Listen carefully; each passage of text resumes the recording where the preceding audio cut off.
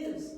Recuerden que estamos unas personas acá en forma presencial y ustedes que están allá desde sus casas, pero estamos todos unidos en un mismo sentir, en una misma fe, en un mismo Señor y en una misma fraternidad, porque todos nos amamos. Qué rico poder compartir este tiempo, es un tiempo que nosotros de verdad semana tras semana esperamos para conectarnos así a través de esta bendición que son las redes, lo que Dios ha permitido en este tiempo. Y yo doy gracias a Dios que no me tocó vivir en otra generación, sino en esta generación de la tecnología. ¿Saben? Estábamos comentando con algunos que nos ha tocado aprender a salir por este medio y creo que la virtualidad llegó para quedarse. No definitivamente, pero va a ser una ayuda tremenda. Vamos a seguir en forma presencial y en forma virtual en muchas cosas. De hecho, lo estamos haciendo. Así es que ya vamos a parar todo lo que estamos haciendo y vamos a tener una palabra de oración. Señor, en esta mañana preciosa, que está fría, que está quizás en algunas zonas de nuestra ciudad lluviosa, te queremos dar gracias. Gracias por tenerte a ti. Gracias por ser nuestro Padre maravilloso, un Padre real, un Padre perfecto, un Padre que es activo, que es presente, que nunca nos abandona, que nunca nos pone condiciones para amarnos, que nunca nos aleja de Él o nos aísla. No, Señor. Tú eres un Dios y un Padre que nos alberga, que nos atraes con amor, que demostraste tu amor genuino y grande al enviar a Jesús a morir por nosotros, que tú siendo Dios has querido que nosotros hagamos parte de tu familia. Ahora pertenecemos a la familia de Dios porque somos tus hijos por adopción. Gracias porque día a día transformas nuestra vida, porque tú nos aceptas tal y como somos. Nos dices, ven a mí, quiero ser tu padre, quiero que tú seas mi hijo tal y como estás. Yo voy a hacerlo todo para que tú seas mi hijo. Y una vez que ya te hemos recibido como padre, entonces empiezas una transformación en nuestra vida. Solamente tú, que eres tan grande, lo puedes hacer. Gracias por aceptarnos tal y como somos. Hoy, Señor, nos queremos reunir en torno a ti, en torno a tu palabra, en torno a tu amor, en torno a todo el beneficio que hemos recibido por ese solamente hecho de haberte recibido como nuestro Padre, de creer que Jesús vino a la tierra por nosotros y que retornará y que está sentado allí en la diestra tuya, intercediendo día y noche por nosotros. Gracias, Jesús, por salvarnos. Gracias, Espíritu Santo, por acompañarnos día tras día. Y gracias a ti, Papito Dios, por creer en nosotros. Muchas gracias. En el nombre de Jesús. Amén. La palabra de Dios en el Salmo 92, los 4 últimos versículos, tiene algo tan hermoso. Es una promesa, pero es también lo que debemos ser cada uno de nosotros. Dice, pero los justos florecerán como palmeras y se harán fuertes como los cedros del Líbano. Trasplantados a la casa del Señor, florecen en los atrios de nuestro Dios. ¿Saben? Dice, incluso en la vejez aún producirán fruto, seguirán verdes y llenos de vitalidad, y declararán, el Señor es justo, Él es mi roca, no existe maldad en Él. Hoy eso nos reunimos nosotros a declarar, el Señor es justo, Él es mi roca, no existe maldad en Él. Qué bueno poder reunirnos y adorar a nuestro Dios. ¿Saben? Cada día tenemos que poner nuestro pie ahí en el piso al lado de nuestra cama y decir, hoy vamos a empezar de nuevo. Hoy es un nuevo día para comenzar. Y qué mejor que poderlo cantar y poderlo declarar. Así es que vamos a hacerlo. Empezar de nuevo.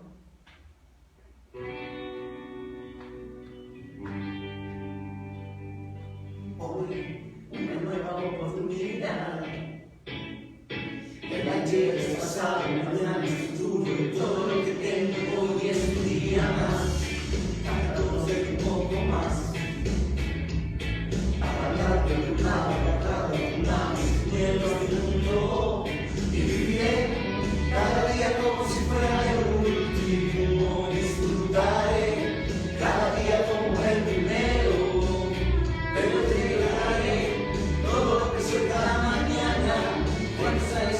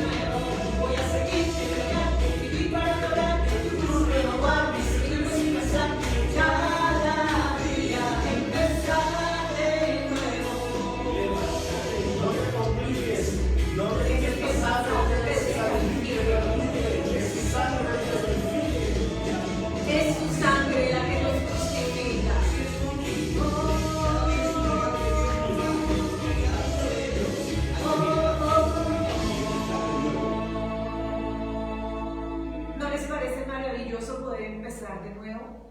Cuando uno se equivoca en el trabajo, no puede empezar de nuevo, casi siempre lo despiden.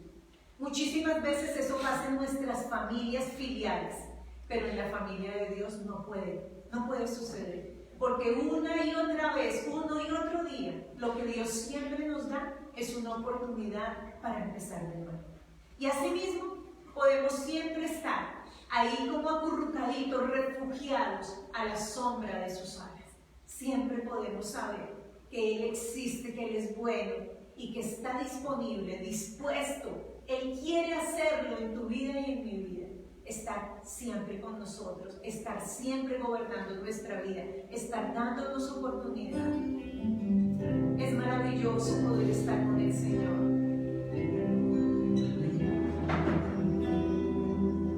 Tú eres real, Señor. Eres nuestra heredad y nuestra más grande pertenencia y posesión.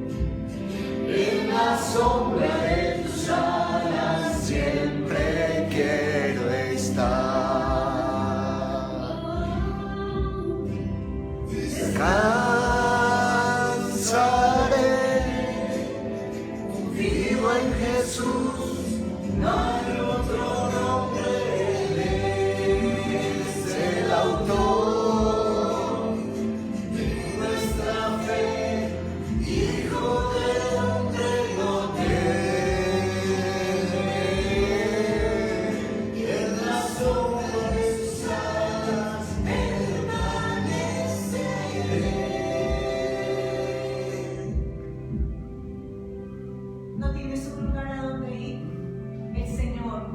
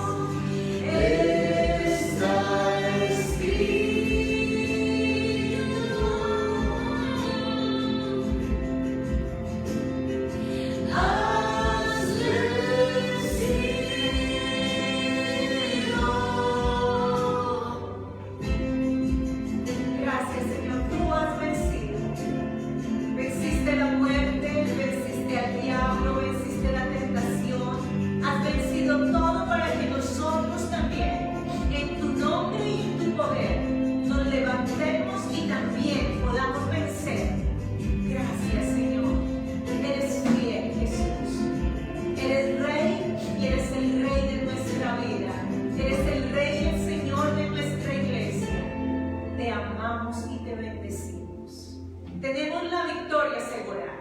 Saben, a mí me encanta, y sobre todo de niño, mi papá me llevaba al estadio a ver jugar a su equipo favorito de toda la vida de él. Yo después pasé a otro equipo, de fútbol estoy hablando, y entonces mi papá decía, tenemos que ir a ver ganar, porque es que mi equipo, no les voy a decir cuál equipo, siempre ganaba, ¿saben? Y él iba a emocionar. Y de todas formas nosotros tenemos que vivir emocionados, porque estando con el Señor somos del equipo ganador.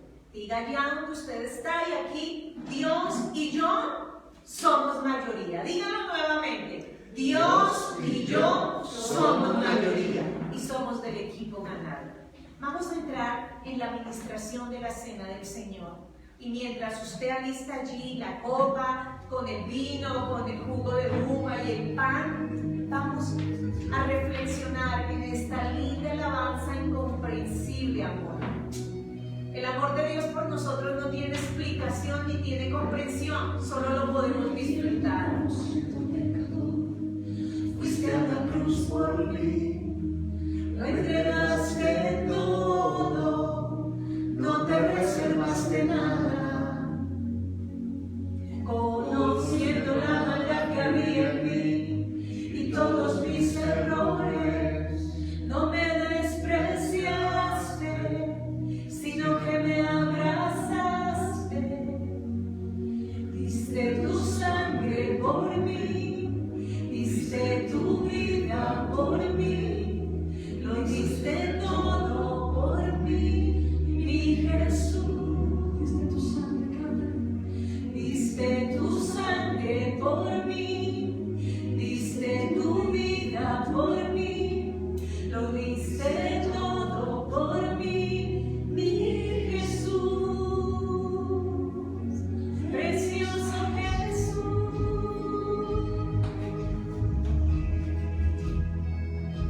Su amor es más grande de lo que podamos imaginar.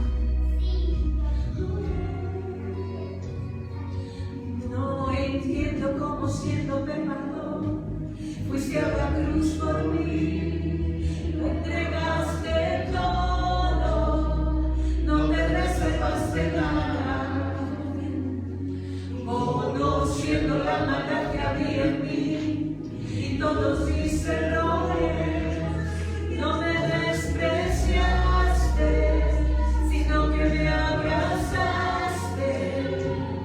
Diste tu sangre por mí, diste tu vida por mí, lo diste todo por mí, mi Jesús.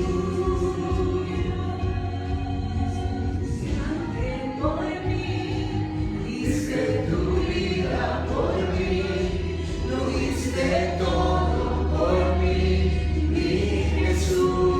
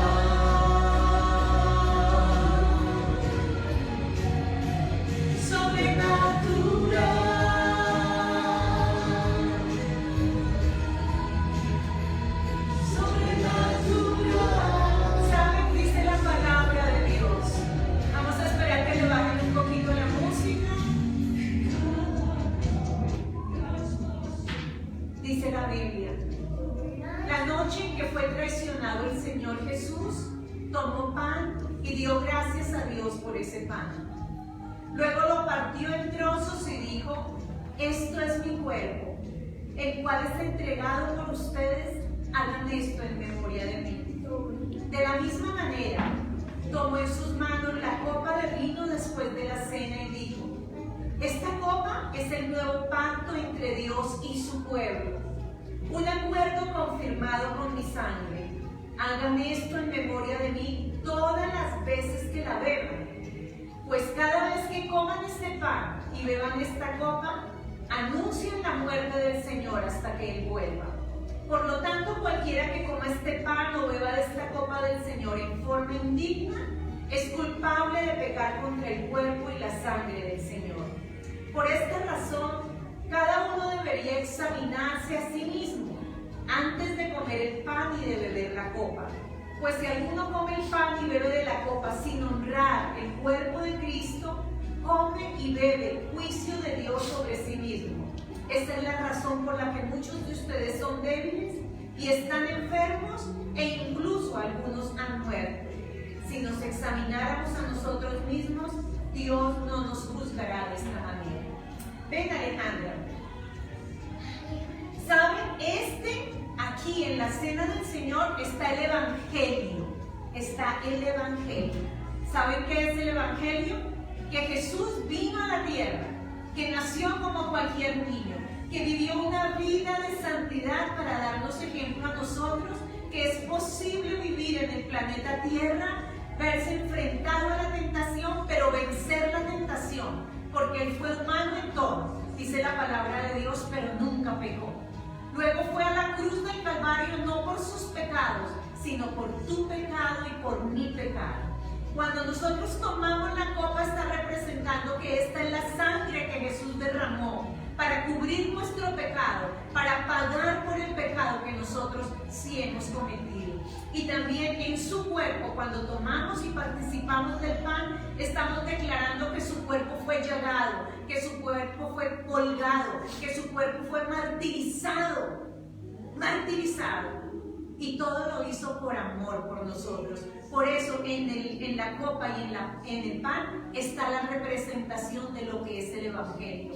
Y nosotros acá y ustedes allá en su casa tenemos que decir, creemos que Jesús vino y murió por mí, que su cuerpo fue destrozado por causa mía, que su sangre fue derramada por mi pecado. Pero también creemos que no solamente murió y estuvo allí en la tumba, sino que al tercer día resucitó, que está a la diestra de Dios Padre, que desde allí sigue intercediendo por ti y por mí. Pero también creemos que un día va a retornar por su iglesia amada y que allí todos los muertos en Cristo resucitarán primero y que nosotros seremos levantados, unidos con ellos en las nubes y recibiremos a nuestro glorioso Señor, que ya no vendrá como el Salvador, ya no vendrá como el Cordero, vendrá como el Todopoderoso, vendrá como el Rey triunfante y como el Juez para la tierra. Así es que vamos a participar de la cena del Señor. Tomen allí su copa, tomen su pan, y ya sabemos lo que representa la copa y lo que representa el pan. Vamos a tomarnos un minuto para hacer lo que dice la palabra. Vamos a examinarnos a nosotros mismos. ¿Saben? Vamos a examinar que quizás no hemos llevado una vida como conviene, que quizás sin querer y sin tener agenda propia hemos fallado. Pero tenemos santidad en nuestro corazón, porque cuando hemos pecado no ha sido con intención, sino por estar todavía en este cuerpecito y en este planeta Tierra, que está un mundo caído y un mundo quebrado. Pero le pedimos perdón al Señor y participamos de la cena. Así es que cierra tus ojitos aquí. Señor Jesús, hoy reconocemos que en varias cosas hemos fallado. No porque así no lo hayamos propuesto, sino porque en realidad reconocemos que tenemos un corazón en santidad, pero que aún estamos en este mundo que está quebrado y todavía estamos dentro de un cuerpo que es mortal. Señor, te pedimos perdón y te pedimos, Señor, que tú te glorifiques en nuestra vida, que sigas transformando nuestro carácter a la imagen de Cristo y que sigas siendo, Señor bendito, ese poder que nos transforma día a día con tu palabra y con tu Espíritu Santo. Te damos gracias por todo lo que pasaste y por todo lo que te enfrentaste en esta tierra por amor a nosotros. Gracias, Jesús. Tomen el pan, pártalo. Gracias, Jesús. fue partido a causa nuestra. Hoy te damos gracias y lo tomamos. Amén.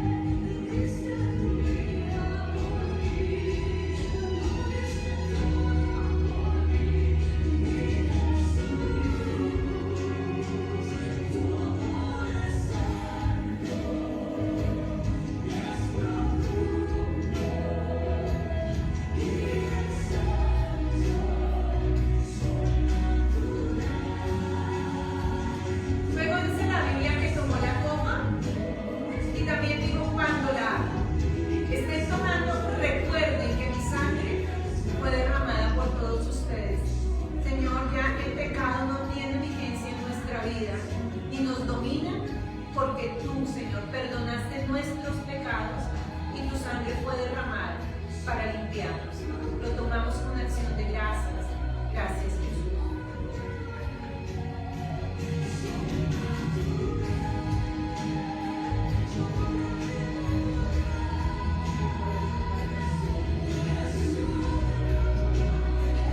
Tranquilos, tomen su copa con toda tranquilidad.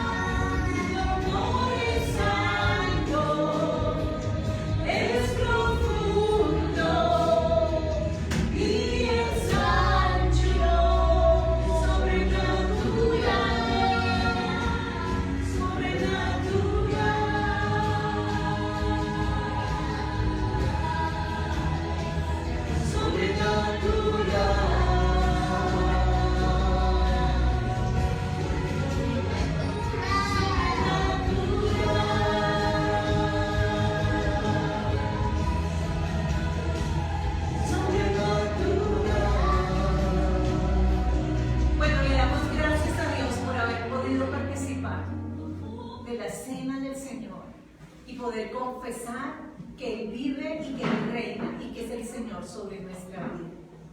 Vamos a entrar a la enseñanza de la palabra, así es que ve a buscar tu Biblia, tu libreta de anotaciones para tomar los puntos claves de la enseñanza. Un abrazo y bendiciones.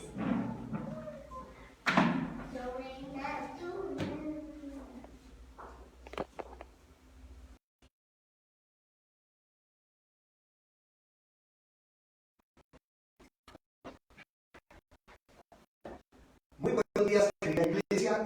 ¿Cómo están?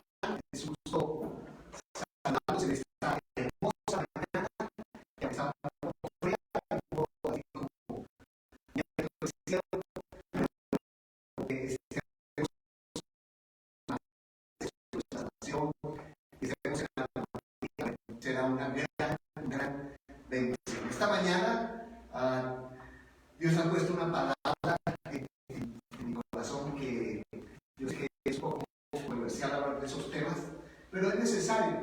A veces queremos evitar ciertos temas para evitar meternos en problemas, pero tenemos que hablar lo que dice la palabra de Dios, aunque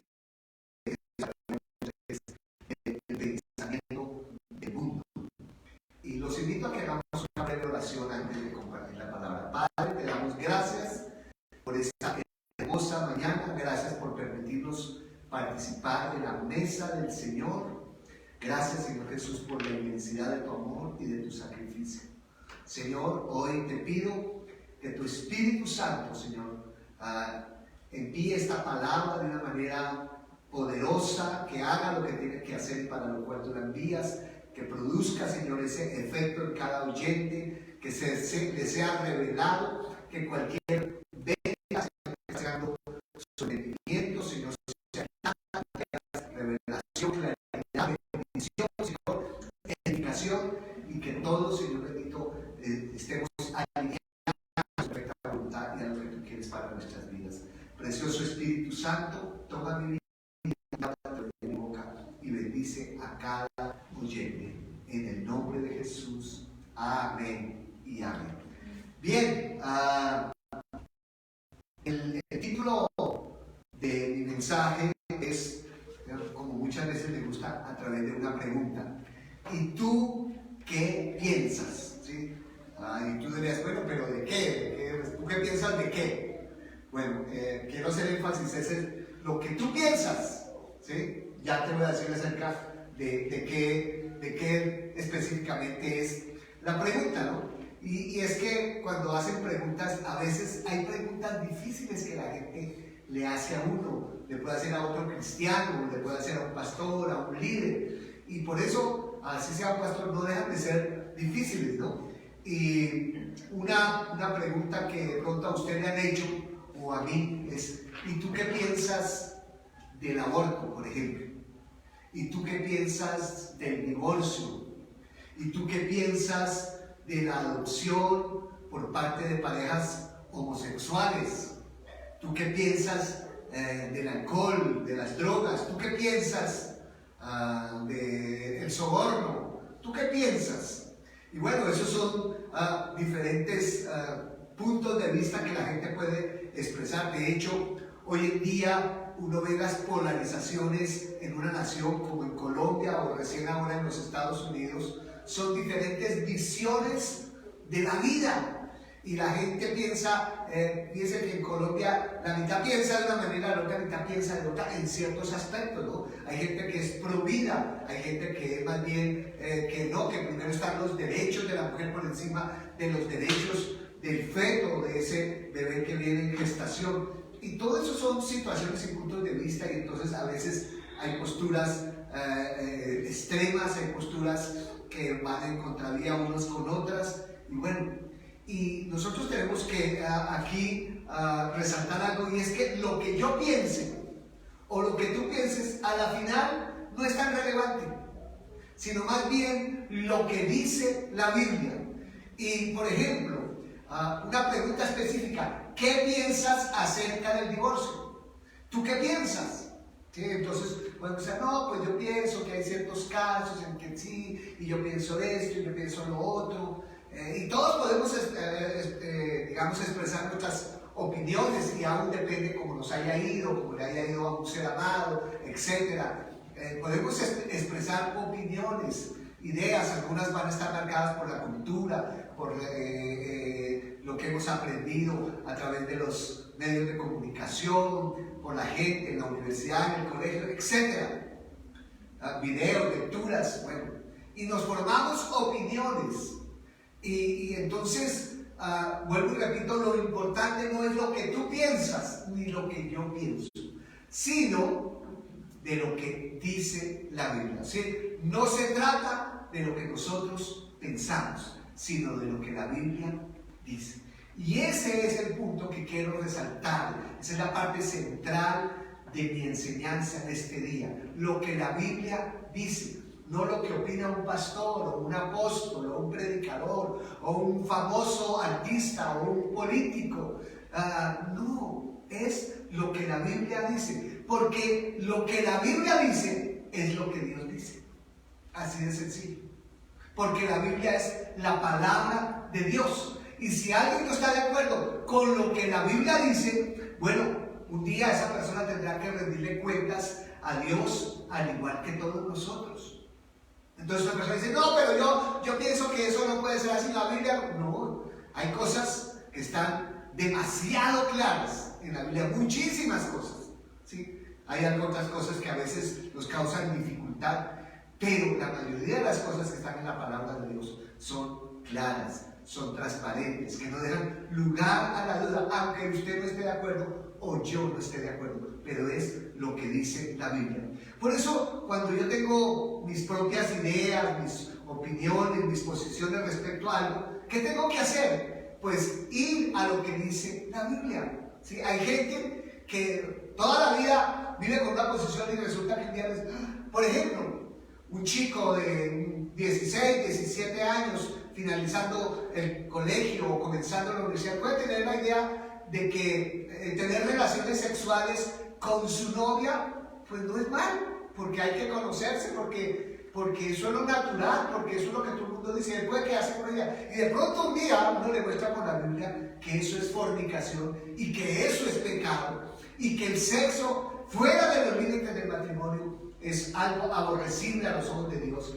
Y él dice, no, pero no puede ser. Yo toda la vida creí que él dijo que eso es pecado. Mira lo que dice la Biblia. Es lo que Dios dice. Y lo que Dios dice es verdad. Jesús dijo, yo soy la verdad. Entonces tenemos que escuchar lo que la Biblia dice y lo que Jesús dijo en su momento, para que nosotros podamos tener una línea clara sobre el cual movernos. Así que si yo me doy cuenta que lo que yo pienso es contrario a lo que dice la palabra, pues aunque me cueste admitirlo, debo cambiar mi posición, debo tomar esa decisión, porque yo quiero que mis pensamientos estén siempre alineados a lo que dice la palabra de Dios. Entonces, la pregunta correcta no debería ser ¿tú qué piensas o yo qué pienso? O ¿tú qué piensas del divorcio? Sino más bien, ¿qué dice la Biblia, por ejemplo, acerca del divorcio? Y aquí me estoy metiendo en temas complicados, porque hoy en día muchísima gente se divorcia, ¿sí? Todos conocemos personas que se divorcian. Hay personas en nuestras iglesias, en nuestra familia, que se han divorciado, se han vuelto a casar, otros se han quedado así. Bueno, hay diferentes posiciones frente a eso. Pero ¿qué dice la Biblia? Entonces vamos a ir a la palabra de Dios. En el libro de Malaquías, en el capítulo 2 y el verso 16, está hablando el profeta por el Espíritu Santo y dice el Señor, porque yo odio el divorcio. ¡Wow! ¿Cómo así? ¿Dios puede odiar? Sí, Dios odia el pecado. Yo odio el divorcio, dice el Señor, Dios de Israel. Divorciarte de tu esposa es abrumarla de crueldad, dice el Señor de los ejércitos celestiales. Por eso, guarda y no le seas infiel a tu esposa. Guarda tu corazón y no le seas infiel a tu esposa. Bueno, siempre uno no puede sacar un versículo fuera del contexto. Miremos un poquito el contexto, o sea, los versos inmediatamente anteriores. Miremos lo que dice ese mismo capítulo 2 de Malaquías, pero desde el verso 13. Entonces, dice allí desde el verso 13 hasta el 15. Esta es otra cosa que hacen. Cubren el altar del Señor con lágrimas, lloran y gimen, porque Él no presta atención a sus ofrendas, ni las acepta con agrado. Claman, ¿por qué el Señor no acepta mi adoración? Les diré por qué. Porque el Señor fue testigo de los votos que tú y tu esposa hicieron cuando eran jóvenes. Pero tú le has sido infiel, aunque ella siguió siendo tu compañera fiel, la esposa con la que hiciste tus votos matrimoniales. Y el verso 15 dice, ¿no te hizo uno el Señor con tu esposa? En cuerpo y espíritu ustedes son de Él. ¿Y qué es lo que Él quiere? De esa unión quiere hijos que vivan para Dios. ¡Wow! Mire esto, de esa unión quiere hijos. Piensen aquellas parejas que dicen, no, yo no quiero tener hijos. Pero el plan de Dios es que tengas hijos. Otra cosa es si no los pudieras tener, pero aún así hay opciones. Pero muchos jóvenes hoy en día, no, yo no quiero tener hijos porque eso, para traer hijos a este mundo, para que sufran. El plan original de Dios fue que en una familia estuviera papá y mamá y tuvieran hijos y se multiplicaran. ¿Sí? Entonces el Señor dice, de esa unión quiere hijos que vivan, pero hijos que vivan para Dios. Por eso, guarda tu corazón y permanece fiel a la esposa de tu juventud. ¿Dónde está el secreto? Bueno, ahí está. Guarda tu corazón. Ese es el secreto. Guarda tu corazón. Ahí está el secreto. ¿Sí? Si alguien de pronto, o tú mismo te preguntas, bueno, ¿y por qué será que Dios no oye mis oraciones o no estoy con el favor del Señor? Bueno, esta puede ser la razón. No lo estoy agradando. No estoy haciendo su voluntad. Estoy haciendo lo que yo pienso, lo que yo creo, lo que me aconsejaron, lo que piensa la mayoría, cómo está la cultura, la corriente, pero lo que yo pienso no es fundamental frente a lo que Dios dice en su palabra. Entonces, esa tiene que ser nuestra norma. Miremos que a Jesús le hicieron esa pregunta. A Jesús también lo pusieron a veces en momentos difíciles, ¿sí? Y le hicieron esa pregunta acerca del divorcio. Vamos al Evangelio de Mateo, capítulo 19. Allí desde el verso 3 en adelante hasta el verso 9. Unos fariseos, ¿sí? Gente que conocía la palabra, se acercaron y trataron de tenderle una trampa con la siguiente pregunta. Fíjense que la intención de los fariseos era, vamos a tenderle una trampa a Jesús. ¿Se permite que un hombre se divorcie de su esposa por cualquier motivo? Preguntaron los fariseos. Jesús respondió, ¿no han leído las Escrituras? ¡Wow! O sea, el Señor lo remitió a la palabra. Allí está escrito que desde el principio Dios los hizo hombre y mujer. Aquellos que dicen que muchos nacen homosexuales, no es así. Se hacen homosexuales, pero no nacen homosexuales. Dios los hizo hombre y mujer. Y agregó, esto explica por qué el hombre deja a su padre y a su madre y se une a su esposa y los dos se convierten en uno solo. Eso está en Génesis capítulo 2, versículo 24. Esto explica por qué el hombre deja a su padre y a su madre. Ahí pudiéramos explayarnos, ahí hay tanta riqueza, tanta enseñanza. Fíjense que cuando uno se casa deja a su padre y a su madre. ¿Para qué? Para unirse a su esposa y convertirnos en uno solo. Y si somos uno solo, lo que le pase a ella, le pasa a mí, lo que me pasa a mí, le afecta a ella. Como ya no son dos, sino uno, que nadie separe lo que Dios ha unido. ¡Wow! Entonces aquí lo interpelaron, verso 7. Entonces preguntaron, ¿por qué dice Moisés en la ley que un hombre podría darle a su esposa un aviso de divorcio por escrito y despedirla? Porque ellos se guiaban por la ley de Moisés. ¿Por qué dijo Moisés eso? Bueno, de hecho, en esa época también había muchos divorcios. ¿No le gustaba cualquier cosa de su esposa? Carta de divorcio, ¿sí? Y se conseguía otra. Y Jesús contestó, Moisés permitió el divorcio solo como una concesión, y subraye eso, una concesión ante la dureza del corazón de ustedes. Pero aquí viene lo fundamental. Pero no fue la intención original de Dios. ¡Wow! Moisés les permitió eso como una concesión, pero esa no era la intención original de Dios. Y les digo lo siguiente, el que se divorcia de su esposa y se casa con otra, comete adulterio, a menos que la esposa le haya sido infiel. Bueno, uno se queda frente a todo eso. Dios, y entonces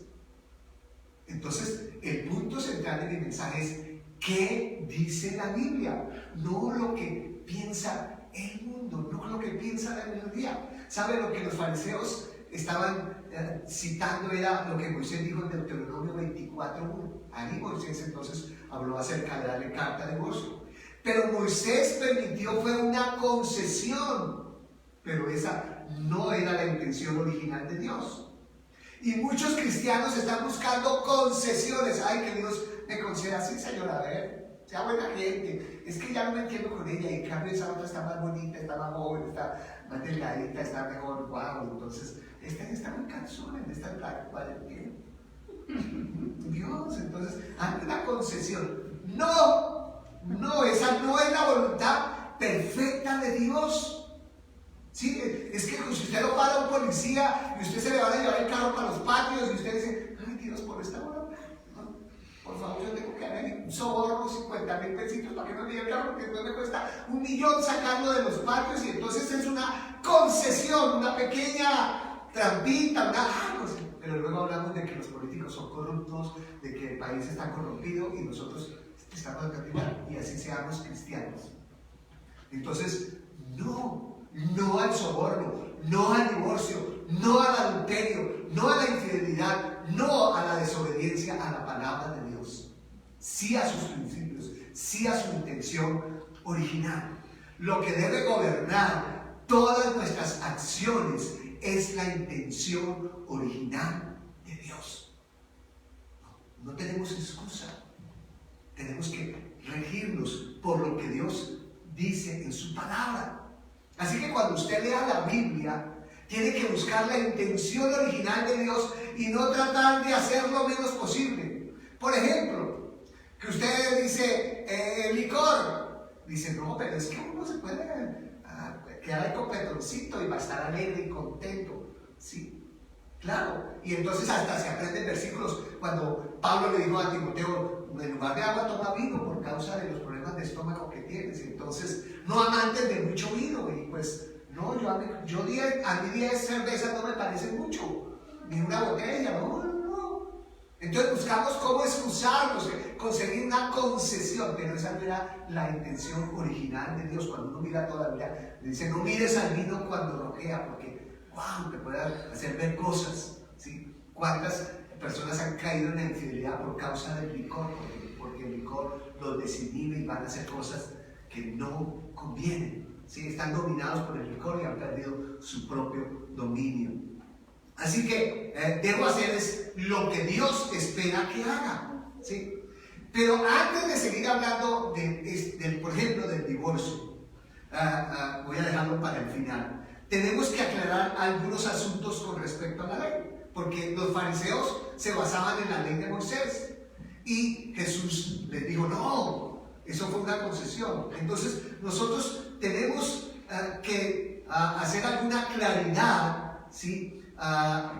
Sobre lo que Dios realmente plantea en su palabra. Cuando Jesús habló de la palabra de Dios, estaba hablando de la intención original de Dios, la eterna palabra de Dios, su voluntad, que eso es lo que nos debe regir a nosotros. Pero si nosotros vamos al Nuevo Testamento, la palabra de Dios, encontramos claramente por todo el Nuevo Testamento que ya no estamos bajo la ley, sino bajo la gracia.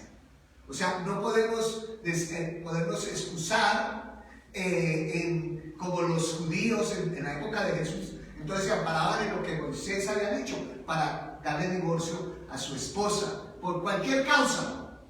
Entonces se amparaban ahí, pero Jesús habló que esa no era la intención original. Ahora nosotros en el Nuevo Testamento ya no vivimos bajo la ley de Moisés, vivimos bajo la gracia, ¿sí? Y Pablo, el apóstol, dice, vivo bajo la ley de Cristo. Entonces dice, está la ley de Moisés y está la ley de Cristo. Primera a los Corintios, capítulo 9, el verso 21, dice el apóstol Pablo, cuando estoy con los gentiles, quienes no siguen la ley judía, yo también vivo independiente de esa ley para poder llevarlos a Cristo. Pero no ignoro la ley de Dios, obedezco la ley de Cristo. ¿Sí? O sea, Pablo está diciendo aquí claramente que cuando está con los gentiles, o sea, los no judíos, los que no viven bajo la ley judía, él dice, yo vivo independientemente de esa ley para poder llevarlos a los gentiles a Cristo. Pero no ignoro la ley de Dios, obedezco la ley de Cristo. Y luego en Gálatas capítulo 6, el verso 2, dice: ayúdense a llevar los unos las cargas de los otros y obedezcan de esa manera, ¿qué? La ley de Cristo. ¿Sí? Y la ley de Cristo es en la cual estamos bajo la gracia. Porque a veces dice, no, como en la gracia yo ya no vivo bajo la ley, entonces ya puedo hacer porque todo es por gracia. Esa es una muy mala interpretación. Es algo totalmente contrario a la palabra de Dios. Dice, claro, ya no vivimos bajo la ley judía, pero vivimos bajo la ley de Cristo. Aunque vivimos bajo la gracia, ahora estamos bajo la ley de Cristo. Y la ley de Cristo es la ley de Moisés. Ahora tenemos que saber cuál es esa ley de Cristo. Pero antes de mirar más en detalle eso, quiero hacer distinción entre varias cosas. Uno es la ley de Moisés. Otra es la ley de Cristo. Otras son las tradiciones de los fariseos. Dice que una cosa era la ley de Moisés y otra era las tradiciones de los fariseos. O sea, leyes que fueron añadidas pero que no están en la ley de Moisés. Vamos a ver algunos ejemplos. ¿Sí? Otra, las leyes de los que querían hacer judaizar a los cristianos. O sea, cuando empieza a difundirse el evangelio, entonces muchos judíos se inventaron aún leyes para hacer judaizar a los nuevos cristianos. Y estaba también la ley romana o la ley civil de esa época. Veamos entonces cada una de ellas. La ley, primero, la ley de Moisés. Entonces, esa ley fue dada por Dios en el monte del Sinaí. ¿Para quién? Para los israelitas. ¿Sí? ¿Y qué encontramos allí en la ley de Moisés? Bueno, resumiéndolo así a grandes rasgos, encontramos las leyes morales. ¿Cuáles? Los 10 mandamientos. Eso hace parte de la ley de Moisés. Son leyes morales. Encontramos las leyes ceremoniales. Cómo adorar a Dios, cómo ofrecerle sacrificios, cómo expiar el pecado. Todas esas eran leyes ceremoniales para el pueblo judío. Encontramos las leyes civiles. También Dios le dio a Moisés leyes civiles para su pueblo. Cómo debían hacer en caso de que un hombre matara a otro, en caso de que tuviera la intención, o no, bueno, todas esas, en caso de un robo, etc. Están las leyes sociales. Son leyes comunitarias, son leyes financieras, son leyes de agricultura, son leyes de higiene. Cómo vivir en comunidad. Ahí están también en la ley mosaica. Y estaban las leyes de salud, lo que conocemos nosotros como la dieta bíblica. O sea, qué cosas se podían comer, qué cosas no se podían comer, etc. Entonces, ustedes ven que la ley, digamos, de que el Señor le dio a Moisés, no son solamente los 10 mandamientos, estaban todas estas leyes que están en los primeros 5 libros de la Biblia: las leyes ceremoniales, las leyes civiles, las leyes sociales, las leyes de la salud. Entonces, ahora vamos nosotros, ya teniendo claro que cuando se refiere a la ley de Moisés, se refiere a todo esto. Entonces, ahora sí aclaremos qué es la ley de Cristo. Porque nosotros ya no vivimos bajo la ley de Moisés, sino vivimos la ley de Cristo. O sea, es lo que el apóstol Pablo llama la ley del Espíritu. La ley del Espíritu, como habla Romanos capítulo 8. Ahora, ¿la ley de Moisés fue perfecta? No, porque esa ley traía condenación. Esa ley nos revelaba nuestro pecado, pero no nos daba victoria sobre el pecado. Entonces, ese era el problema, que nos mostraba que éramos pecadores, pero no nos daba victoria sobre el pecado porque no teníamos la capacidad de cumplir todas esas leyes. Y dice la Biblia que si uno tiene toda esa ley, ¿sí? Se hablan de 600 y pico de mandamientos, de leyes, ¿sí? Con que violara uno solo, ya usted estaba violando y validando toda la ley. Entonces era imposible, ¿sí? Y por eso fue necesario cambiar esa ley por una ley superior, que es la ley de vida de Cristo Jesús obrando en nosotros. Entonces, según a los Corintios, capítulo 3, el verso 6 dice: Él nos capacitó para que seamos ministros de un nuevo pacto. Un nuevo pacto. ¿sí? Un nuevo testamento. Este no es un pacto de leyes escritas, sino del Espíritu. El antiguo pacto, o sea, el Antiguo Testamento, escrito, termina en muerte, pero de acuerdo con el nuevo pacto, el Espíritu da vida. Por eso es la ley del Espíritu de Dios, que nos da vida. Y el verso 9 de este mismo capítulo de Segunda a los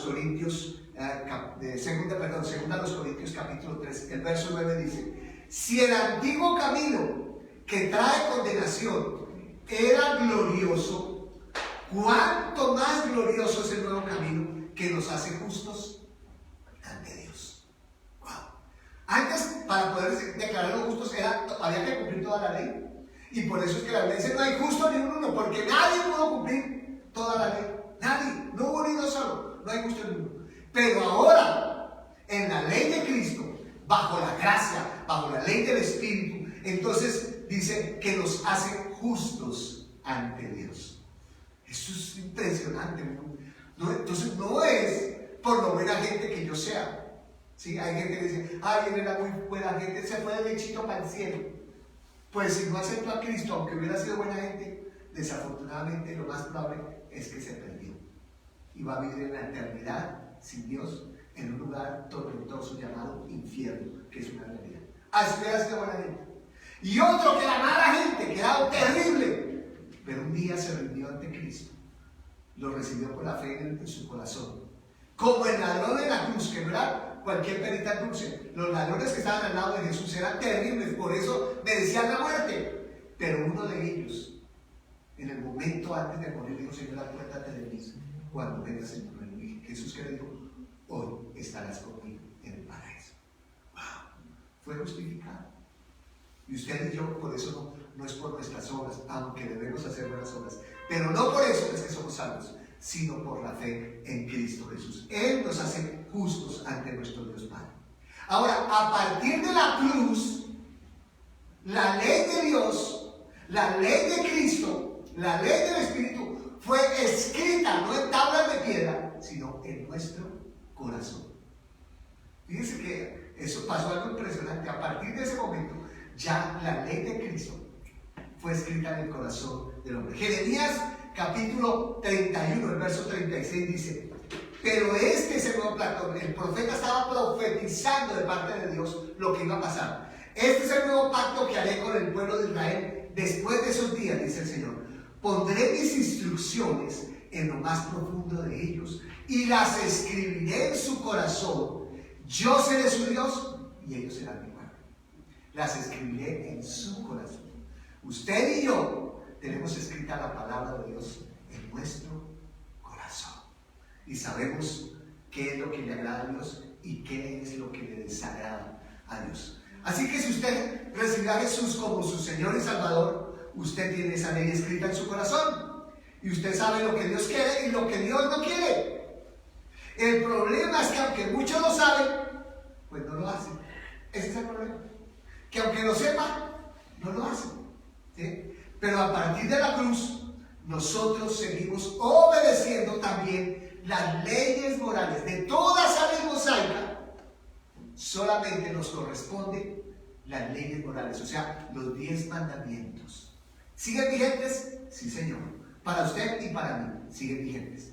Pero todo lo demás, las leyes ceremoniales, las leyes civiles, las leyes sociales, las leyes de la salud que Dios le ha dado al pueblo de Israel a través de Moisés, ya no nos competen a nosotros, aunque vamos a comentar algunas cosas, ¿sí? Así que las leyes morales fueron confirmadas por Jesús. ¿Se acuerdan cuando el Señor Jesús le habló al joven rico? ¿Sí? Y él le dijo, ¿qué va a hacer para heredar la vida eterna? Bueno, y entonces el Señor le dijo, bueno, no mates, no robes, no levantes falso testimonio. Y él dijo, todo eso lo he hecho. Y dijo, pero te falta una cosa. Vende todo lo que tienes y dalo pobre. Sí, él creía que era perfecto, pero en realidad él era codicioso, tenía mucho amor al dinero, por eso se fue triste, no estaba dispuesto a renunciar. Su Dios era el dinero. Quería seguir a Jesús, pero para poder seguir a Jesús uno tiene que abandonar todo lo demás, que es su ídolo, su Dios, y tener solamente un solo Señor, un solo Dios. Así que uno encuentra en la Escritura a Jesús confirmando las leyes morales, a Pedro, a Pablo, a Juan, a Santiago. Bueno, ahí está. Entonces los 10 mandamientos también siguen vigentes para nosotros. Ahora, pero Jesús no solamente cumplió las leyes morales de Moisés, sino que vivió y predicó una ley superior. Mire lo que dice el Sermón del Monte, Mateo capítulo 5, los versos 21 y 22. Han oído que a nuestros antepasados se les dijo, o sea, se estaba refiriendo a la ley de Moisés. Han oído que a los antepasados se les dijo, no asesines. Si cometes asesinato, quedarás sujeto a juicio. Pero yo digo, aún si te enojas con alguien, quedarás sujeto a juicio. Si llamas a alguien idiota, corres peligro de que te lleven ante el tribunal. Y si maldices a alguien, corres peligro de caer en los fuegos del infierno. ¡Wow! O sea que la ley de Cristo es superior a la ley mosaica, porque antes usted era condenado simplemente, no simplemente, sino claramente por ejemplo, por asesinar. Pero ahora Jesús le dice, si ya lo odias, ya eres un asesino en tu corazón. Y vas a recibir la misma condenación que el asesino físico. Bueno, el verso 27 y 28 de este mismo capítulo 5 de Mateo. Han oído el mandamiento que dice, no cometas adulterio. Pero yo digo que el que mira con pasión sexual a una mujer, ya ha cometido adulterio con ella en el corazón. Así que, hombres, mujeres, ¿cuántos hemos adulterado en nuestro corazón? Entonces, ese tipo de cosas están ahí claramente. Porque dicen, no, pero yo no me acosté con ella. No, sí, y llegamos hasta cierto punto, pero de ahí no pasamos. Pero en su mente, por ejemplo, un muchacho que practica la masturbación, ¿sí? Está pensando en una mujer, entonces ahí la está codiciando en su corazón. Y eso es fornicación, eso es adulterio. Entonces Jesús puso un punto mucho más alto. No fue que rebajó, por el contrario, puso un punto más alto. Pero nos dio algo maravilloso.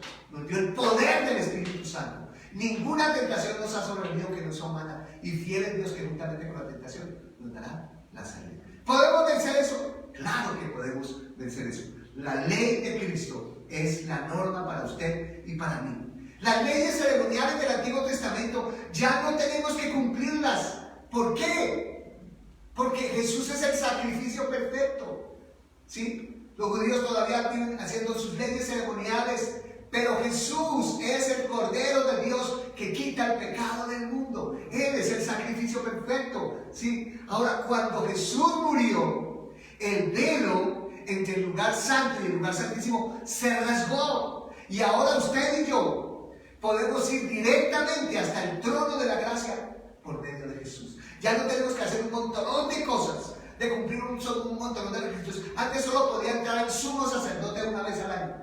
Ahora, por medio de Cristo, todos hemos sido constituidos en sacerdotes. Si usted es una persona que tiene a Cristo en su corazón, usted es un sacerdote. Yo soy un sacerdote. Y podemos entonces entrar a la presencia de Dios y ministrar y adorarlo en espíritu y en verdad. Entonces, todas esas leyes ceremoniales, todas esas cosas que tenían que hacer los judíos para poder entrar a la presencia de Dios, ya no aplican para nosotros.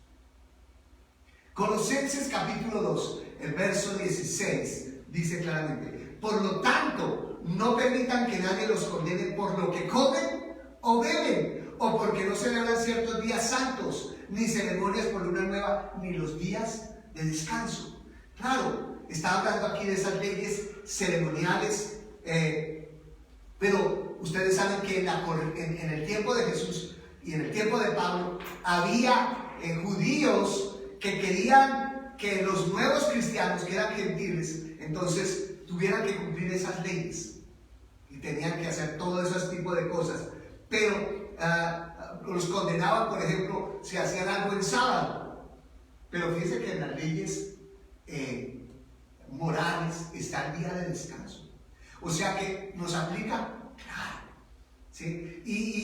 Y aunque no es como los adventistas que tienen que ser el sábado, o los judíos el el sábado en realidad es el significado, es que tenemos que tener un día a la semana para descansar. Hoy en día la cultura nos dice hay que trabajar sábados, domingos, festivos, todo el tiempo hay que trabajar, y la gente a veces no puede ir a la iglesia, no puede descansar porque está trabajando y trabaja.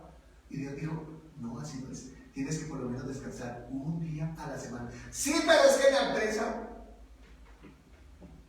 ustedes, no sé, vieron la película Hasta el último hombre. Una película impresionante, se la recomiendo. Y un cristiano estuvo en el ejército, él dijo, no voy a acuñar un arma, y lo trataron de cobarde, de homosexual, lo seguraron, y fue a la guerra sin armas. Pero él dijo, yo voy a rescatar a los heridos, a eso voy. Y nunca disparó un solo balazo, nunca portó un arma. Y se enfrentó con sus enemigos, y él, su labor fue rescatar en medio de las balas, en medio de la guerra. Rescataba a todos sus compañeros, aún los que se burlaban de él, los que no creían en él. Y eso fue declarado un héroe. ¿Por qué? Porque Dios estaba con él. Entonces, es posible uno vencer todas esas cosas en el nombre del Señor. Así que, recuerden, no debemos olvidar la intención original de Dios. La intención original de Dios, ¿cuál era? Hay que descansar un día a la semana. Si respetamos ese día, con toda seguridad nos va a ir mejor, físicamente y hasta financieramente, tomando ese tiempo de descanso. Tampoco estamos obligados a cumplir las leyes civiles, las leyes sociales, comunitarias, las financieras, las de agricultura, que Dios estableció para los judíos.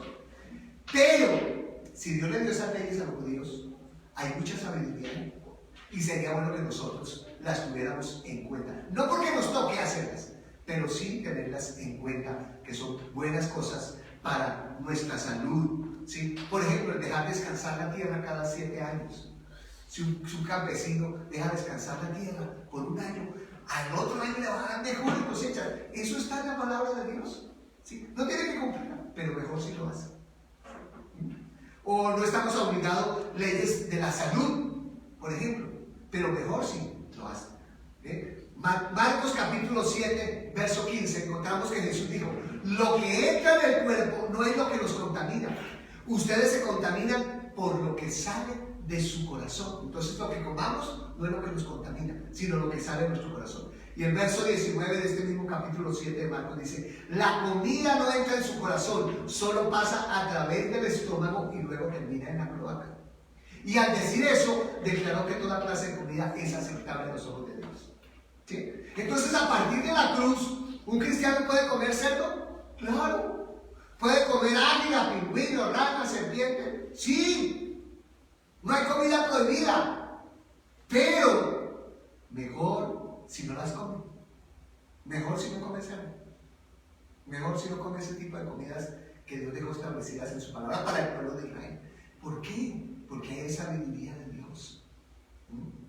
Muchos problemas de la salud son por falta de sabiduría. Entonces, siguiendo esas leyes también es benéfico para nuestro cuerpo.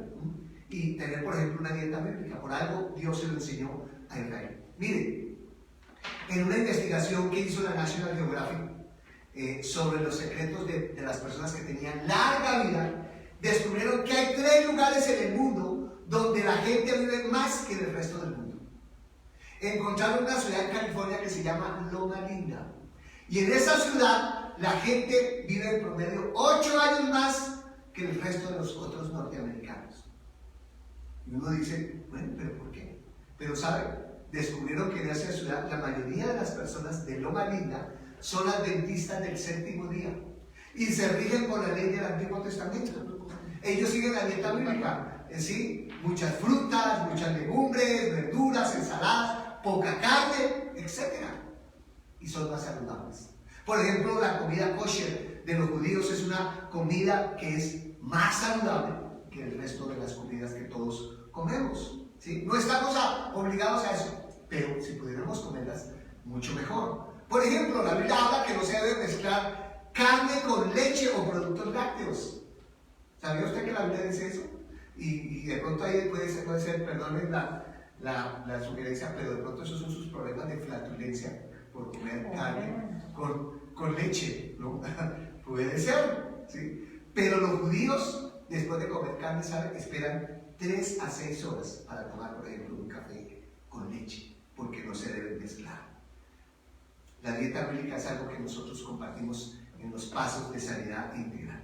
Bueno, se me está acabando el tiempo muy rápidamente. El número 3, los que querían hacer judaizar a los cristianos. ¿Sí? Ahí está esta otra parte. Cuando comenzó la iglesia, habían algunos judíos que querían que los nuevos cristianos judaizaran. Y Pablo los llamó a esos los partidarios de la circuncisión, es decir, los que quieren que se guarde la ley judía para ser salvos. Pero nosotros no somos salvos por obra, sino por gracia. Gálatas capítulo 5, el verso 2 y 4. Presten atención, yo Pablo les digo lo siguiente: si dependen de la circuncisión para hacerse justos ante Dios, entonces Cristo no les servirá de nada. Lo repito, si pretenden lograr el favor de Dios mediante la circuncisión, entonces están obligados a obedecer cada una de las ordenanzas de la ley de Moisés. Pues si ustedes pretenden hacerse justos ante Dios por cumplir la ley, han quedado separados de Cristo y han caído de la gracia de Dios. ¡Wow! ¿Más claro? Así que guardar la ley es bueno, pero no nos salva. La circuncisión es buena, es higiénica, pero esa no nos hace justos ante Dios. ¿Sí? De hecho, las mujeres judías son más saludables por la circuncisión de sus esposos. El otro punto que hablamos es las tradiciones de los ancianos. ¿Sí? Ya hemos hablado de la ley de Moisés, la ley de Cristo, la ley de los que querían hacer judaizar a los cristianos. Y las tradiciones de los ancianos eran tradiciones orales de los fariseos. Marcos capítulo 7, el verso 5, dice: entonces los fariseos y maestros de la ley religiosa le preguntaron: ¿por qué tus discípulos no siguen nuestra antigua tradición? Ellos comen sin antes realizar la ceremonia de lavarse las manos. Eso, confrontaron a Jesús con eso. ¿Sí? Y en el verso 8, Jesús les responde: pues ustedes pasan por alto la ley de Dios y la reemplazan con su propia tradición. ¿Sí? O sea, querían que siguieran viviendo bajo esa ley antigua, esa tradición, esas ceremonias, pero el Señor les decía: la ley de Dios está por encima. No pueden seguir viviendo con su propia tradición. Jesús no dijo que eso era malo. No, no es malo. El problema es que le daban más importancia a esas ceremonias, a esas tradiciones, que a la ley de Dios. Y a veces también añadían cosas que ni siquiera estaban en la ley. Le voy a dar un ejemplo. Mateo 5:43. Jesús les dijo: ¿han oído la ley que dice ama a tu prójimo y odia a tu enemigo? ¿Han oído la ley que dice ama a tu prójimo y odia a tu enemigo? Pero aquí Jesús está citando no la ley de Moisés, sino la ley de los fariseos, porque ni la ley de Moisés ni la ley de Dios decían eso. O sea, en ninguna parte de la Biblia habla de odiar a nuestros enemigos. La ley mosaica decía ama a tu prójimo, pero la ley de mosaica nos dice odia a tu enemigo. Eso fue los fariseos que le agregaron: odia a tu enemigo. Por eso Jesús, en el verso 44 de este mismo capítulo 5 de Mateo, le dice: pero yo les digo, ama a tus enemigos, ora por los que te persiguen. Ama a tus enemigos, ora por los que te persiguen. Así que ahí tenemos que examinar. A veces nos quedamos que piensan que cuando dice, pero oíste que la ley dijo. Sí, no siempre se refiere a la ley de Moisés. Muchas veces se refiere a la ley de los fariseos, que eran cosas que les habían añadido por el camino. Bueno, y hoy en día nosotros tenemos muchos cristianos en muchas iglesias, ministros, pastores, que le agregan a la palabra de Dios muchas tradiciones humanas. Usted no puede hacer esto, usted tiene que vestirse de cierta manera, usted tiene que hablar de cierta manera, usted tiene que hacer de esto. Y le ponen un montón de requisitos a la gente, cuando eso no es lo que dice la Biblia. O interpretan mal lo que dice la palabra de Dios, la sacan de contexto. Y está por último la ley romana o la ley de la nación. ¿Sí? Por ejemplo, Pablo se refiere a la ley romana en 1 Corintios capítulo 14 y el verso 34. Miren para claridad. Las mujeres deben guardar silencio durante las reuniones de la iglesia. No es apropiado que hablen, deben ser sumisas tal como dice la ley. O sea, si yo aplico esto como si fuera algo como ley de Dios, como ley de Cristo, pues mi esposa que estuvo aquí hace un rato ministrando la cena del Señor, dirigiendo la alabanza, orando, cantando, que es una pastora y ha sido ordenada una presbítero, pues nada de eso podría hacer ella. ¿Sí? Porque dicen que tienen que guardar silencio durante las reuniones de la iglesia. No es apropiado que hablen. Deben ser sumisas, como dice la ley. ¿Cuál ley? ¿Cuál ley? La ley romana. La ley civil. La ley de la época. No ahora. ¿Sí? Este es un versículo usado por los machistas en la iglesia para mantener a las mujeres calladas. Pero es una mala interpretación de las escrituras. ¿Todo por qué? Por no entender las diferentes leyes. ¿Sí? Y eso, Jesús nunca prohibió a la mujer predicar. Por el contrario, Él restauró a la mujer a un lugar de dignidad. Él la honró. El mensaje importante en todas las escrituras, Dios se lo dijo a una mujer para que lo contara. Ha resucitado. Vaya, María. Vaya, dígale a los apóstoles. No llamó a un apóstol, llamó a una mujer. Se le reveló a ella, la primera que se le reveló. Y el mensaje que ella tenía que ir a predicar es: ha resucitado, ha resucitado. Ella tuvo el privilegio de esa predicación, de ese mensaje. Así que Pablo aquí lo que está diciendo es, está dando un consejo: sigan la ley romana, porque en la ley romana no se permitía que las mujeres le enseñaran a los hombres. Pero más tarde encontramos en la palabra viendo a las mujeres ministrando. Por eso nosotros como iglesia del Nazareno creemos que tanto la mujer como el hombre pueden ministrar en la iglesia. Hay otros que no creen eso. Los respeto, pero no los comparo. Nosotros creemos que la mujer puede ministrar en la iglesia. Así que siempre que leamos la Biblia debemos tener en cuenta esos 5 tipos de leyes: la ley de Moisés, la ley de Cristo, las tradiciones de los fariseos, la ley de los que querían hacer judicial a los nuevos cristianos, y la ley romana o la ley civil. Terminemos, entonces volvamos a la pregunta que comenzamos. ¿Se permite que un hombre se divorcie de su esposa por cualquier motivo? Y dice en el verso 8, Jesús contestó: Moisés permitió el divorcio solo como una concesión ante la dureza del corazón de ustedes, pero no fue la intención original de Dios. Aquí entonces lo que debe determinar nuestras acciones es la intención original de Dios. Los fariseos habían interpretado que un hombre se podía divorciar de una mujer por cualquier motivo, pero ni siquiera Moisés había dicho eso, ¿sí? Y hoy en día encontramos muchas razones por las que la gente se divorcia. Los hombres pueden decir: es que mi mujer no sabe cocinar, es que es celosa, es cansona, siempre de mal genio, se puso muy fea, muy gorda, todo el tiempo me está juzgando. Y algunos usan ese argumento para divorciarse. O las mujeres: es que mi marido trabaja mucho, se la pasa en el trabajo, o toma mucho, o no tiene plata, o no tiene visión, o no hace nada, o es adicto a las drogas, a la pornografía, al fútbol, a los juegos. Es que no tenemos nada en común, es que tenemos problemas con la suegra. O la famosa frase: incompatibilidad de caracteres. Es que no tiene interés en mí, es que no tiene interés en el hogar, ya no lo amo. Y entonces son las razones que escriben para divorciarse. Pero Jesús dice claramente que la única razón válida es la infidelidad sexual. Mateo capítulo 19, verso 9: y les digo lo siguiente: el que se divorcia de su esposa y se casa con otra comete adulterio, a menos que la esposa le haya sido infiel. Está claramente. La única razón válida es la infidelidad sexual. Y si usted tiene otros motivos diferentes a este y está pensando en divorciarse, pues la Biblia dice que no lo puede hacer, que no lo debe hacer. Si se equivocó al casarse, pues lo siento, pues ahora le toca, como dicen, aguantarse.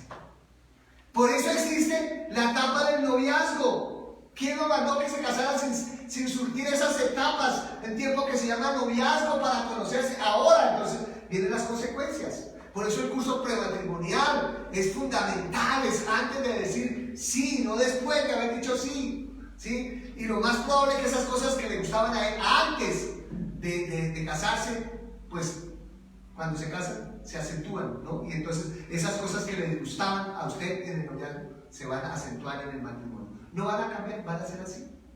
Y Pablo añade en el verso 15 de 1 a los Corintios capítulo 7: Primera los Corintios 7:15. En cambio, si el esposo o la esposa que no es creyente insiste en irse, dejen que se vaya. En esos casos, el cónyuge creyente ya no está ligado al otro porque Dios los ha llamado a ustedes a vivir en paz. O sea, aquí Pablo está hablando de que si usted está casado o casada con un no creyente y él se quiere ir, listo, pues usted no está obligado a seguir con esa persona. ¿Sí? Ahí está hablando de separación. Separación. Y la separación es diferente al divorcio. Y eso es lo que algo que tenemos que tener en cuenta. Claro, usted dice, bueno, lo voy a morir para que se vaya, porque yo no quiero más. No, usted tiene que hacer todo lo posible para ganarlo para Cristo, ¿sí? Debe ganarlo con su ejemplo de vida, con su conducta. Así que bíblicamente, la ley puede decir muchas cosas, la ley humana, la ley civil, pero bíblicamente no hay otros motivos que permitan el divorcio. Bueno, y usted dirá, pastor, otra pregunta. ¿Y si mi pareja me abusa físicamente? ¿Qué? ¿Y si está abusando sexualmente? ¿Qué? ¡Wow! En esos casos, ¿sí? Yo pienso que es la separación lo más aceptable. Claro, hay que separarse, porque un hombre que la está abusando físicamente, su vida está en peligro. Hay que separarse, hay que denunciarlo. Como decía mi esposa en una función, si usted no lo denuncia, si el pastor le dice que no lo denuncie, yo denuncio a ese hombre y denuncio al pastor. ¿Sí? Entonces hay que denunciarlo y hay que separarse de un hombre así. Un hombre que está abusando de su esposa, que está abusando de sus hijas. De ese hombre usted no debe seguir conviviendo con ese hombre. ¿Sí? Pero en esos casos lo mejor es la separación. Pero aquí voy a decir algo: separación. Y si se separa, le toca quedarse sin casar. Porque no es causa bíblicamente de divorcio. Porque lo único bíblico del divorcio es la infidelidad sexual. ¿Sí? Ahora, también tenemos que entender que es un abuso físico. ¿Sí? Un empujón es un abuso físico y por eso usted se va a separar. No. Si anda de empujones. Pero si es un empujón que la tira allá abajo del carro y le pasa el carro por encima, a ver, pues ese tipo de cosas, ¿no? Sí. En la vida del milenio. Sí, eso es algo impresionante, ¿sí? Así que el abuso sexual, por ejemplo, de uno de sus hijos es algo terrible. Papás, mamás, créanle a sus hijos. Si los niños les dicen algo, es verdad. Créanle a sus hijos y tomen cartas en el asunto, ¿sí? Se pueden separar, pero he dicho que no hay ninguna parte en la Biblia que dice que se pueden volver a casar. Podemos decir, pero el pastor fulano de tal lo hizo, pero fulanito lo hizo. Sí, lo respeto, pero no lo respeto. La Biblia dice que la víctima inocente de una infidelidad tiene derecho a divorciarse, pero hay algo, la misma clase de Dios que ha tenido con usted y conmigo, nosotros también podemos tenerla con el cónyuge infiel, pero si él se arrepiente. Infiel, pero arrepentido. Porque hay cónyuges infieles, pero no se arrepienten. Entonces, cuando el cónyuge infiel se arrepiente, usted tiene derecho a divorciarse, pero también usted puede extenderle la gracia. Así como aún en medio de la infidelidad puede perdonar, pero sí. si no quiere, no. Pero lo fundamental es aquí el verdadero arrepentimiento. Así que el que ha experimentado la gracia de Dios debe estar dispuesto a perdonar. ¿Sí? Hay una anécdota de un hombre infiel que tenía en uno de los vidrios de su carro la palabra grande así, perdonar. Y entonces un día le preguntaron que por qué tenía esa palabra y él dijo, pues porque en realidad porque él me fue infiel, pero yo quería que todo el mundo supiera que yo lo había perdonado. Y por eso le colocar en el carro ese sticker que decía perdonado. Y a veces la esposa perdona más fácilmente que la iglesia. ¿Cuántos hombres de Dios han fallado, han caído en adulterio? Y la esposa los perdona, La iglesia no. pero la iglesia no, la denominación no. Y los ponen a unas disciplinas que ni ellos mismos son capaces de seguir. ¿Ese hombre se va a salvar? Claro, si se arrepiente, si se aparta. El adúltero se puede salvar si se aparta, ¿sí? Pero, aunque Dios odia el divorcio, nosotros no somos salvos por obras, sino por la gracia de Dios. Así que una persona que se divorció, se volvió a casar, debe saber que eso no le agradó a Dios. Porque mientras el cónyuge está vivo, pues usted está ligado a él. ¿Sí? Eso no le agrada a Dios. Eso le causó dolor. Pero aún Dios en su gracia, en su amor, nos perdona y nos restaura. Dios odia el divorcio, pero aún ese pecado en la cruz ya fue perdonado, porque la salvación es por gracia, y si Dios lo perdonó, usted y yo también debemos hacer lo mismo. Bien, querida iglesia, yo sé que este es un tema difícil, pero espero que haya sido de mucha bendición para sus vidas. Yo le invito a que cierre sus ojos ahí donde está, incline su rostro y oremos. Padre, en esta mañana nosotros declaramos sobre nuestras vidas esa palabra que tú pusiste sobre nosotros: perdonados. Señor, hoy creemos que aunque no lo merecíamos, fuimos perdonados por tu gracia, Señor. Pero eso no nos da el derecho, Señor, a divorciarnos. Ahora somos más responsables, Señor. Hoy renovamos, Señor, queridas parejas, queridos hombres, queridas mujeres, digan esto conmigo: hoy renuevo mi pacto matrimonial, Señor. Hoy renuevo mi pacto matrimonial con mi esposa, Señor. Hoy quiero amarla, Señor, como lo prometí un día, Señor. El día que hice mis votos, Señor. Señor, hoy deseo, Señor, que mi matrimonio perdure hasta el último de mis días, Señor. Declaro, Señor, que todas las acciones de mi pareja no determinan mi amor hacia ella, sino que puedo seguir amando. Hoy renuncio, Señor, a toda mentira de este mundo, Señor, a todo lo que el mundo nos dice, esa forma de vivir o de pensar, Señor. Perdónanos cuando hemos contemplado la opción del divorcio, Señor. Perdónanos cuando lo hemos hecho, Señor, y nos hemos vuelto a casar, Señor, o hemos caído, Señor, en la infidelidad. Perdónanos, Señor. Hoy renunciamos a todo este tipo de pecados en el nombre de Jesús. Te pedimos, Señor, que restaure, Señor, nuestros hogares, restaure, Señor, nuestras vidas, y que el modelo de hogar que tengamos sea tu modelo, Señor. Derrama tu gracia, Señor, en nuestras vidas. Derrama tu gracia, Señor, sobre cada persona que está viendo a esta hora. Derrama tu gracia, Señor, sobre los que estamos en este lugar. Una unción, Señor, de perdón, una unción de sanidad, Señor, una unción de unidad en nuestros hogares. En el nombre poderoso de Cristo Jesús. Declaramos, Señor, que con Jesucristo nos basta, Señor, que con Él lo tenemos todo, que tenemos la ley de Cristo escrita en nuestro corazón y que todo lo podemos en Cristo, porque Él nos da la fuerza. Gracias, Señor, por tu Espíritu Santo, porque Él es el que nos da la victoria sobre el pecado. Ya no vivimos bajo la ley ceremonial, no vivimos bajo la ley mosaica, no vivimos bajo la ley de los fariseos, Señor. No vivimos, Señor, aún bajo las leyes romanas o civiles que van en contra de la palabra de Dios. Vivimos bajo la ley de Cristo, la ley del Espíritu de vida, y te damos gracias en el nombre poderoso de Jesús. Amén y amén. Bueno, ahora ya sabes, ya no es decirle ¿tú qué piensas? ¿Tú qué piensas de esto? ¿Tú qué piensas de lo otro? Sino ¿qué dice la Biblia? Amén. Dios los bendiga. Recuerden que el próximo domingo puede venir con algunas personas. Estamos invitando, estamos colocando ahí. Hoy nos acompañan algunas personas y voy a invitarlas a que vengan por acá y pues demos un saludo, ¿sí? Aquí por detrás. Vamos aquí. Mira, aquí está Anthony conmigo. Venga Jairito, venga Carlos. Estamos hoy para saludar aquí más allá. Muy bien.